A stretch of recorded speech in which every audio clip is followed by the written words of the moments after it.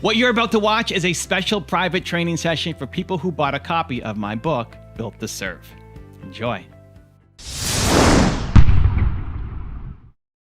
Hello, book readers. Welcome aboard. So the first question that came in on the poll was, how can we focus on one thing with too much information? So at the beginning of anything, it always can feel overwhelming, right? If you're thinking about, I want to start on YouTube, I want to start on social media, I want to start writing my book, I want to start like whatever new project you want to start, it always feels overwhelming. It always feels like it's too big. It always feels like you don't have enough information. You can't wrap your head around what's going on. And so what I like to do is just trying to figure out, where are the boundaries? Like, what is it that I actually need to learn? And at the beginning, I get super frustrated of any project, just trying to figure out, where are the gates? Because I love optimizing, I love efficiency, I love making things as tight as possible. But at the beginning, creativity is messy and you can't prematurely optimize something. We try to optimize too soon. When you don't know the boundaries, you end up not being able to make any progress. So at the beginning of any project, I will take some time, sit in my frustration, and just basically try to figure out where the gates are around it. So what's the most recent one? I think figuring out AdWords and advertising has been one of those things for me, in figuring out, okay, what ads do I run? How do I put them up? What are the placements? What's the conversions? The demographics, all of the things that seem overwhelming at the beginning. And it's frustrating to know which ads to serve to which audiences, and just testing until I kind of get a sense of, okay, this is where the gates are, and then make it efficient and squish it down and optimize it. So at the beginning for me, it's just research, right? Research, playing, testing, don't get so overwhelmed by the big picture that you don't take any action, right? Like, what's the smallest possible thing you can just do to start gaining momentum? And then that first step seems impossible, but when you go back, it's like, oh, I did that first step. That's pretty cool. Now it's Evan's holding up the 2%. I got mine too. Make the 2% happen. Anyway, so I hope that makes sense, right? It's taking that big idea that seems overwhelming, that seems impossible, and then finding one step that you can do today. Because as long as you have it as some big dream in your head that is impossible, then you never take any action on it. And then, it's a year later and you still haven't done the thing yet because it still seems too impossible. And I see it all the time with entrepreneurs who are getting started. People ask me, how do I get started on YouTube? How do I get started as an author? How do I get started as a speaker? And you think you've got to have this perfect plan and the perfect gear and all of this perfect stuff. And then it's a year later and you still haven't done the thing. Immediate action, momentum. I see Zane's big smiling. Zane joined me on my 3 days a week now. I stream League of Legends and answer business questions. And Zane joined in and he said, yeah, I'm going to start making YouTube videos. And I forget what his original timeline was. It's like next month or in 2 months or something. I said, dude, Zane, come on, tonight, make a video. Let's go. Get your video up. And then he did. And he got his first video up. And then the second video. And then another video. Like, he's got his phone out. He's going to make another video right now.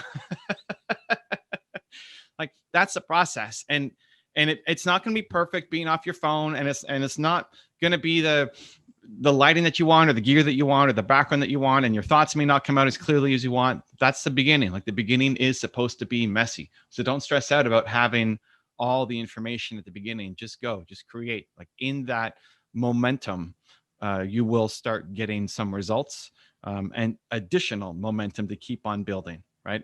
And I think a lot of you know my story about losing that $40 million deal when I was 22 years old, of just trying to be too perfect and have it all planned out, and, going to market and then seeing, oh, my perfect plan was not what people wanted anyway, right? Like, your perfect version of a YouTube video is not going to be perfect anyway. Once you start creating, it's going to change. It's going to take a million different turns.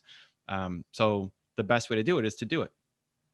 So to take action against that big idea. So it doesn't just stay an idea for you forever. Okay, next question. Nicolette said, what is your advice on where to start with content creation if you haven't started at all? So the easiest place to start is actually Instagram stories. Like, easiest place to start is Instagram stories. It's on Instagram. They're 15 seconds max. It's meant to be informal. It's meant to be non-edited. It's meant to be kind of behind the scenes. And so if you're trying to develop that practice of being a speaker, of creating content, I recommend starting like ground zero. You start with Instagram stories and try to find 3 to 10 moments during the day that you can share. Where's my book? Built to Serve, right? You have this book if you're in this group, right? You've got it. Hopefully you've read it. It's not just some fancy ornament sitting there on your desk. Zan's got 2 copies. Victor's got his copy. I love it. Evans, I know, has got an entire shelf full of books somewhere there at the top. So it's about starting to share the way that you think to serve other people. You're weird. You're different. I like to say you're a weird duck. You think differently. Your job is to teach me to think like you think. So some of the things that may seem super obvious to you for other people is not so obvious, right? If I look at even your rooms, for those of you who can see, your rooms, like why does Zan have Captain America shield on his wall? Why does Evan have Napoleon Hill on his wall and Andrew Carnegie? Doug's trying to hold up Built to Serve, but it's being blocked out by the by the Florida coast. Why does Jeff have Steve Jobs up on his wall, right? Michael's showing Believe up on his wall, right? Like, why do you have these in your rooms, in your offices? It means something to you.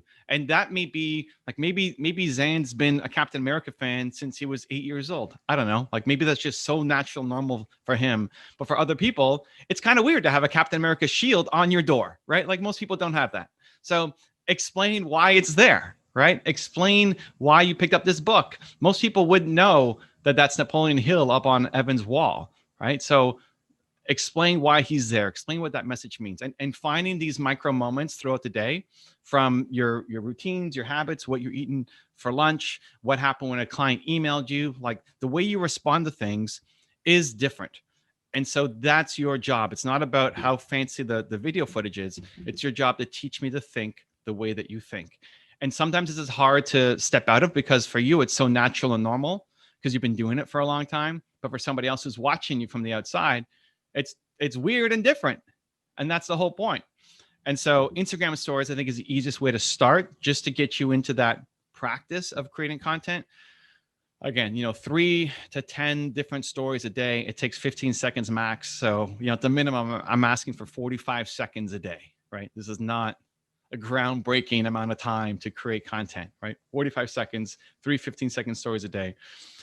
When you're ready to jump in and make it much bigger, I would look at YouTube as my primary home, and then I would split up the content to go to the different platforms. So when you can get to making 1 YouTube video per week, I want a 10-minute YouTube video every week. And it could just be taking me deeper, right? Zan has a 10-minute story about the Captain America shield. Evan has a 10-minute story about what he's learned from Napoleon Hill. Jeff has a 10-minute story about what that bullseye thing is behind him, right? Michael has a 10-minute story about what believe means to him, right? It's just taking me deeper into it. But the Instagram content stories is the first way to just start practicing getting it out of your head, out of your mouth, and into the internet, right? Into the world.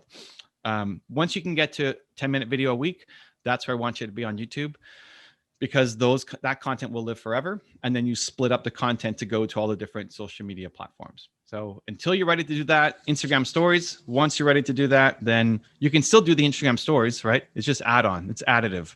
Again, the Instagram stories are 45 seconds a day. Everybody here has 45 seconds today to record 3 Instagram stories to tell me about something that's happening in your life. And it's not, this was really hard for me at the beginning of making content. It's not about telling me what you ate for lunch and just kind of vlogging. It's trying to find a message in everything. So if you're showing me your lunch, tell me why you picked that thing. Like, why are you picking asparagus for lunch?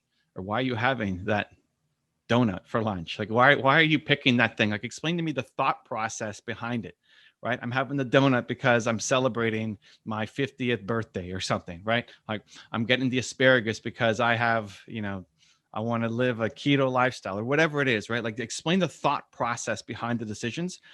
I remember when I first got started on social, Twitter was blowing up, and I thought Twitter was stupid. Like, this looks so stupid. People are just sharing pictures of their lunch and cats, and I have no interest in just sharing. I'm a pretty private person, believe it or not. Like I have no need for you to know what's happening in my life. I have no need to share it. But when I realized, oh, this is actually thought leadership content, that the reason behind making this book or the reason behind having these pictures on my wall, it's not about me showing off. It's about me trying to help other people think the way I think so that they can improve their lives as well. So everything you've got around you is a story that hopefully has helped you improve your life some way. Now bring that back into the audience so that they can learn from you. Like, why are you here? Why did you pick up Built to Serve? What was the biggest lesson that you got from it? All of these could be individual stories that, again, teaches people to think like you think. So Stephen wrote, why is it important to tell your story? Okay, so in Built to Serve, we talk about this, right? People need to connect to you. If they don't feel like you know what they've gone through, they won't listen to you. So, Evan has shared a lot about his story with alcohol addiction. And, you would look at Evan like right now and you would say, oh, this guy looks like he's polished and clean and knows what he's doing and has his life in order. And you wouldn't necessarily think that he was addicted to alcohol. And I know Evan's okay with me kind of sharing bits of his story here on the stream. So if somebody came and was struggling with alcohol addiction and they came across Evan and he said, hey, here's what you have to do, these 3 things. They'd say, yeah, that's great, man, but you don't know what I've been through. You don't know what it's like. I mean, I'm addicted. You look at you, you've got your life together. It's all sorted out. Meanwhile, Evan knows exactly what it's like to contemplate suicide, to be, massively addicted, to have a lot of self-hatred because of the addiction that caused. And so unless people know what you've been through, they won't listen to your advice. Like Evan has some of the best advice to help people overcome it. But unless they know his story about how he came through that, they won't listen to him. Because people will naturally think, well, you don't know what I'm going through. And so this is where you have to share your story, where you've came from, even the journey that you're still on, right? We're still growing. We're still learning. We're never done learning, growing, getting better and improving. But where did you struggle? Where did you come from? Because ultimately your purpose, like we talk about in Built to Serve, is to help other people who currently are who you used to be, right? There are many people who are Evan from 8 years ago. Evan Tinsman. We got 2 Evans in the group. I like using that as an example, right? But there's also many people who are Evan Carmichael from 8 years ago. And that's who you're talking to. And that's who you'll love helping the most. Evan Tinsman will love helping anybody, right? He's been an amazing human in the Movement Makers group and this group. Even when we first did our session in Pittsburgh, he was bringing value to all the other people in the room. He just wants to help, right? He wants to contribute, which is fantastic. But helping somebody who is currently struggling through alcohol addiction, is currently struggling with self-worth, is currently struggling with potential, suicide, he'll love helping those people more than holding the door for somebody at a grocery store or buying the Starbucks for the person behind him in line, because that's who he used to be. And it's the same thing for all of you. And I'm telling Evan's story because I know it better. I don't know all of your stories, in detail, but you've all been through something. And those are the people who you're going to love helping out the most. It just feels so much better. It feels so fulfilling that you represent hope to them, that when they see you and what you've come through, it represents possibility for them because they don't see possibility. For a lot of you, where you are right now is impossible. For where Evan is right now, it's impossible. He shouldn't be here. He shouldn't be doing the stuff that he's doing right now. It's impossible. Evan from X number of years ago would look at this guy and say, there's no way you're going to be doing that. That's not possible. But he did it. Yeah, and so have you. And all of you are here right now. And the version of you 5-10 years ago would say that's not possible. And so that's your job, is to show other people who currently are you from 5 or 10 years ago that it's possible, that there is hope, that you can grow, that you can overcome, that you can climb out of this hole that you're in. But without sharing your story, to the question that Stephen asked, without sharing your story, nobody's going to listen to you. So you've got all this great information. You've got the knowledge, the tools, the desire to help, the willingness, all of it. And you can help, and you know that it can help. But nobody's going to listen to you because they feel like you don't know what you're talking about, because you haven't been through what I've been through, right? So that's why it's super important to share your story. And it's scary It's scary to share your story. It's scary to put it out there. It's scary for people to know um, what you've been through. Like using Evan again as an example, he's has a super successful practice in insurance, and it could be scary to let that out, to have clients, have customers, have partners, have people in the community know that you almost killed yourself when you were addicted to alcohol, right? Like now you're not normal anymore. Now you don't fit in maybe as much anymore. It could be scary for people to know what you've been through. Um, but if you are silent, it perpetuates the silence. It means everybody else who's struggling with it, they stay silent too, and they become afraid to share. And your willingness to share, to be brave, to be courageous, to put your story out there inspires other people to say, hey, I'm not alone. I'm not the only one going through this. And it's okay to share my story too. So I see that as all of you, your responsibility to be able to do that. So, okay, Esmeralda's here. How do I overcome the fear of being in front of the camera or sharing pictures of myself? Well, where's Esmeralda? Esmeralda, we could do it right now. It's called turning on your camera. Hey, we got lots of people. Hey, there she is, Esmeralda. Woo! It's one step. Look at all the high fives and fist bumps and flexes you're getting, right? I mean, that's the start. So I do a couple of things. One is I tell myself that being afraid is not a good enough reason. You don't want to teach yourself that I'm afraid and I don't do it. I'm afraid and I play small. I'm afraid to chase down my dream and then I don't go for it, because that becomes this negative cycle that we repeat. And I love that you're like in a grocery store, convenience store, somewhere there while still tuning in to the live. It's amazing. But being afraid is not a good enough reason. If you can catch it, like the reason I want to do this, but I'm afraid, that just mental break down that wall. Being afraid is no longer a good enough reason, because everything that you want out of life is on the other side of what you're afraid of. Every growth, every opportunity, every breakthrough, every client, like everything you want to do comes from doing things that you're afraid of. Otherwise, if you're never afraid, then what? Then you stay stuck doing what you're doing. You just stay inside your comfort zone. It's just your life photocopying every single day. Are you at your job? That's amazing. I think she's working there. That's awesome. Esmeralda joining in. I remember when I had one of the only jobs I had was doing data entry at this company, and they wouldn't let me listen to music. So it was back when we had CD. What's a CD, man? It's like the Walkman, but for CDs, like a portable little CD player. So I used to have that on the floor, and then I ran a wire through my jeans, and I always wore a turtleneck, and I got an extra long extension cord for my headset, for my headphones, and I'd run the wire under my turtleneck and just pop out here to get one little sound bud to go into my ears so I can listen to some mostly Andrea Bocelli at the time while I was doing this super boring data entry work. So I love it. I love the hacks. Okay, so to that question, one is fear alone is not a good enough reason. The second part is you're trying to serve.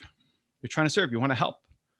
You're doing this, you're afraid to get in front of the camera, but why do you want to get in front of the camera? Take it from, it's not about you being seen. It's not about you being this big famous name. It's about you have a message that can help people. You're here trying to serve. And whenever I flip it to, it's about the audience, it's about the people who will see this, is that even if only 5 people see this video, maybe 2 out of those 5 people, this could actually be something life-changing for them. It's not about you, it's about them. That always gives me that extra little bit of confidence and push to go off and do the thing that I'm afraid to do. So I balance it between those 2 things, right? I'll tell myself, I'm Evan Christilli Carmichael. I do difficult things, or I do scary things, or I do the things I'm afraid of. Plus, I'm here to serve and I'm here to help.